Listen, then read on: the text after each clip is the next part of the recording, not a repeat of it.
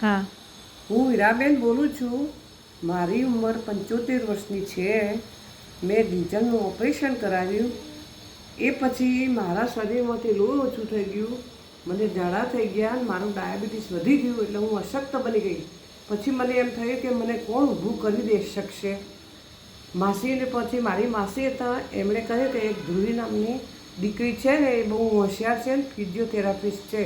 તો મેં તો માસી બેબીને પૂછો તમે, અને એને લઈને તમે આવો. એટલે તરત લઈને આવ્યા.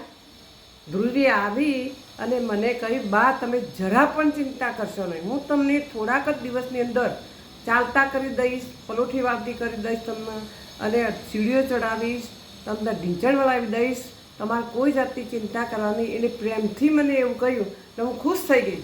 પછી એને ચાલુ કર્યું તો એણે 20 દિવસની અંદર ખરેખર મને કોઈ પણ જાતની તકલીફ વિના એણે મને એની હોશિયારીથી, એની બુદ્ધિથી અને એની ડિગ્રીનો ઉપયોગ કરીને મને કોઈ જાતની તકલીફ વિના મારો પગ વળાવ્યો, મારો ઢીંચણ વળાવ્યો, મને પલોઠી વળાવી, મને ચાલતી કરી, સીડીઓ ચડતી કરી. ખરેખર આ દીકરી બહુ હોશિયાર જ છે.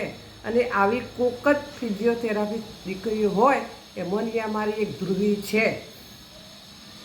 આ બધો મારો અનુભવ બોલે છે. ધ્રુવીએ મને જે રીતે ઊભી કરી એ મારો અનુભવ બોલે છે, બીજા કોઈના કહેવાથી હું બોલતી નથી.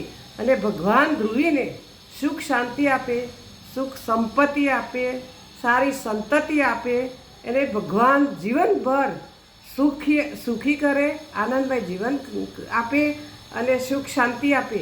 આ હું મારી પ્રાર્થના કરું છું અને ભગવાનને પણ પ્રાર્થના કરું છું. એ જ લિખિતન હીરાબેન રણછોડભાઈ પટેલ, 7 સુભાષનગર સોસાયટી, ઉત્તર પાટણ, ઉત્તર ગુજરાત.